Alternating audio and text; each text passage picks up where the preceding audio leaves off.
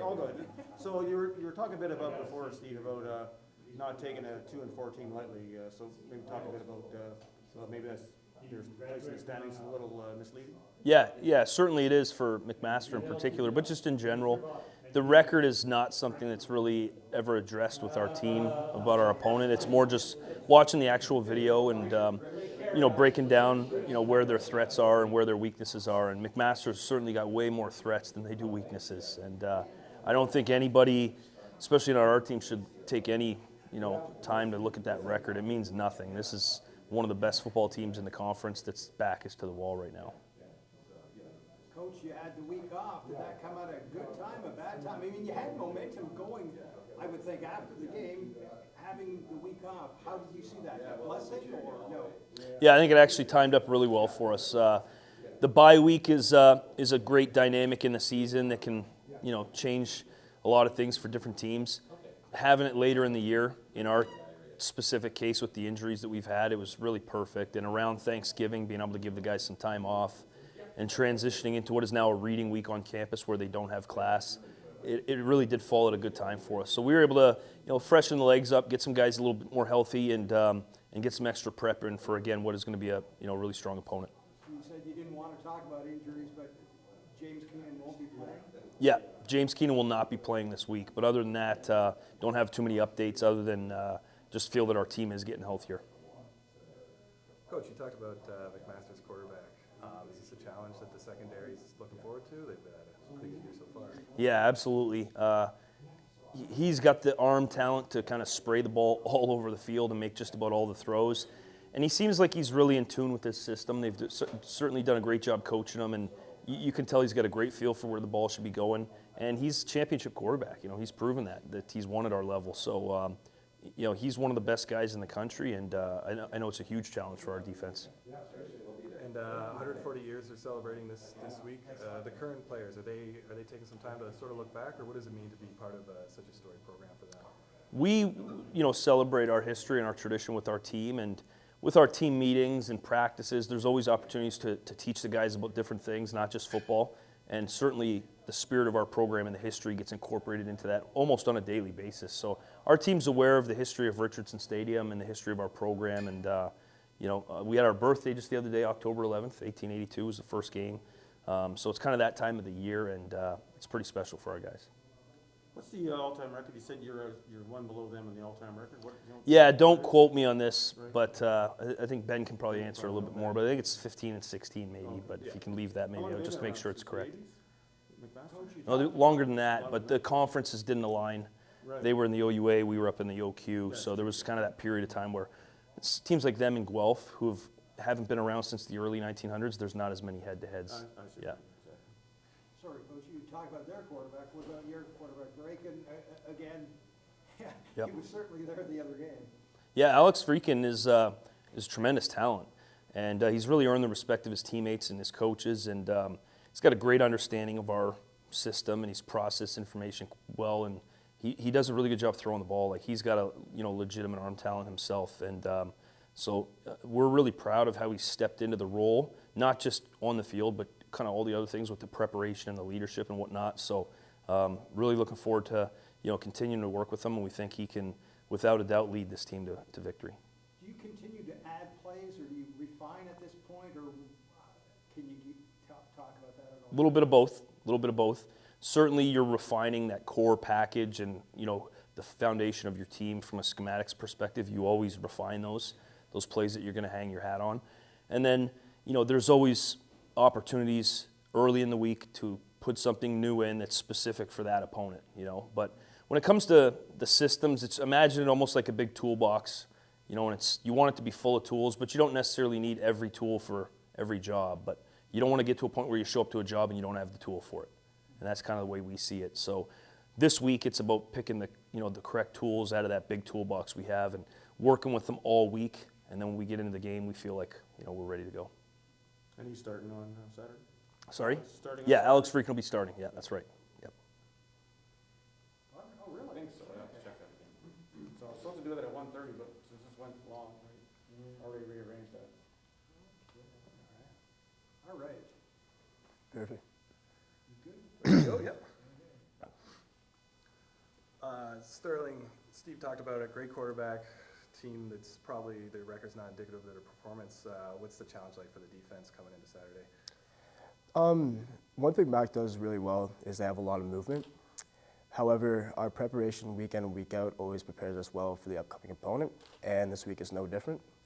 So with that in mind, one thing our team does exceptional is we have good scout teams that provide good looks for us to help prepare us. And with that in mind, we go over film, prepare the same, and we like to get a winning outcome. I asked Coach and I asked Richard, celebrating 140 years of Queens football, just as a player, what does it mean to you to be, a part of this storied program? Yeah, tradition is everything. Coach Snyder's ingrained that in me since my first year here, and it's something we take pride in, it's something we build upon. One thing that we are big on is stacking bricks, building a foundation upon which this program was built on, and where we look to continue to build upon for future players and the program moving forward. Despite the bye week, I mean, you must feel like you're just getting stronger every week, yes? Yeah, one of our biggest goals on the team is to improve every day. And with the bye week, allowing us to go back to fundamentals, made a big difference, and yeah. Is this team where you thought it would be, or again, you probably haven't even hit your peak yet? Our team's expectations are through the roof. So our expectations are through the roof. We have core values upon attack and finishing and that, and we look to that week in, week out, and improving every day from where we are and moving forward. You touched on it, but again, you don't take anybody lightly, despite the fact that they have a 2-4 record, which they probably shouldn't have. This is a big game this Saturday. Yeah, Mac's a good team. Good coaches, good players. However, again, preparation stays the same between who we play, no matter the opponent. Yeah. Okay, all good? Awesome. Thanks, Sterling.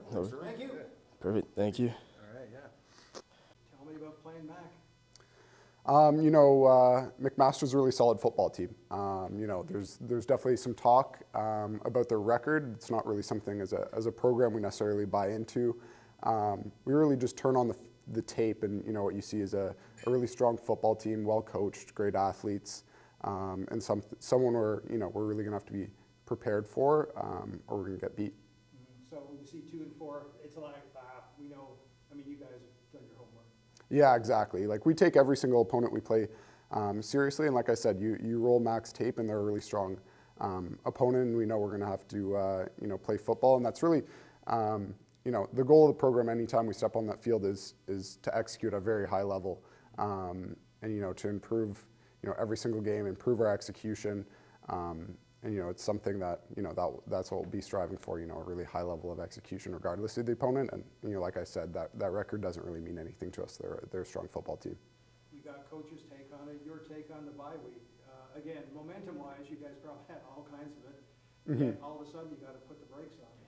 Yeah, honestly, you put the brakes on, but it was something that was, I think really helpful for our football program. During the bye week, you get to go back to some fundamentals that you might get away for just preparing to play a game on the weekend. So you get to go back to a little bit more basics of football and refresh, renew those things, which is awesome. And then you get some guys coming back off of injuries, some rest for certain guys, which is really awesome. And then you also get to sneak in a little bit more preparation for that upcoming opponent. What's the difference between? Is there any difference between Vrikan and Keenan to catch balls from? Honestly, no. They're both amazing quarterbacks. Great talent, and it's both guys. We kind of play with both of them in practice. You get reps with both quarterbacks, and they're amazing guys. They both can really spin the ball. So not a whole lot of differences between the two. Great. Yeah. And Richard, we're celebrating 140 years of Queens football, 100-year Grey Cup. What does it mean to, as a current player, to just be part of this sort of storied franchise or program? Sorry.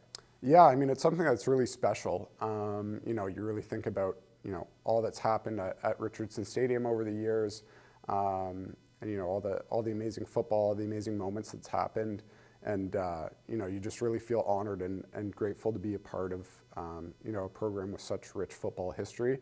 and to kind of make your own contribution in that. You guys obviously feel the tradition, or is there enough tradition for you? Or explain to us who haven't been a part of the program how big tradition or what role tradition plays here. Yeah, it's something that it's the tradition around the program. It's you're playing to a Queen's standard, which is something that is pretty high, and we also get to do fun stuff like the oil thigh after touchdowns, and we're going to the band after after victories, which is something that we've kind of brought back, and you really feel like the history and all the hard work that's gone into the program, and kind of motivates you to honor that tradition and to kind of keep pushing it forward.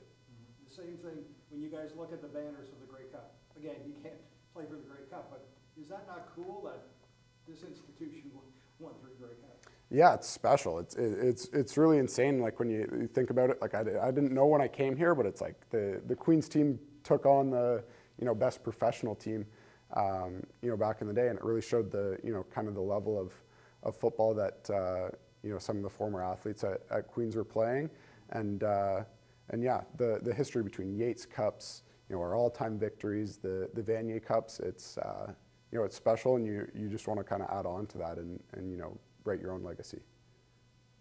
So I just got a random question, nothing to do with football, but to do with your name. Sure. Richard Burton, Yeah. old English actor. Was there any reason why your parents named you that, or is there another Richard in your family that named you after? Or? Yeah, so there's another Richard in my family. I was named after my grandfather. Oh, I see. Yeah, I see. yeah, So exactly. nothing to do with the Richard Burton, the actor then? No, I'm Richard Burton Jr. after Okay. my grandpa. Oh, okay. Yeah. Okay, great, yeah. Did you do any acting in high school or anything? No, I mean I took grade 9 drama, but that was that it? that was the extent of my acting career. Yeah. Great, thanks. When did so last one, when did you realize you had a name like a famous person? Did you? I don't know, pretty early on, I think in either in elementary school or middle school, just teachers, especially substitute teachers, they'd come in and they say, "Oh, Richard Burton, you're named after him." Yeah, I do. Awesome, thanks a lot. Yeah. Good sport. No worries. Thanks, guys. Thanks, Richard.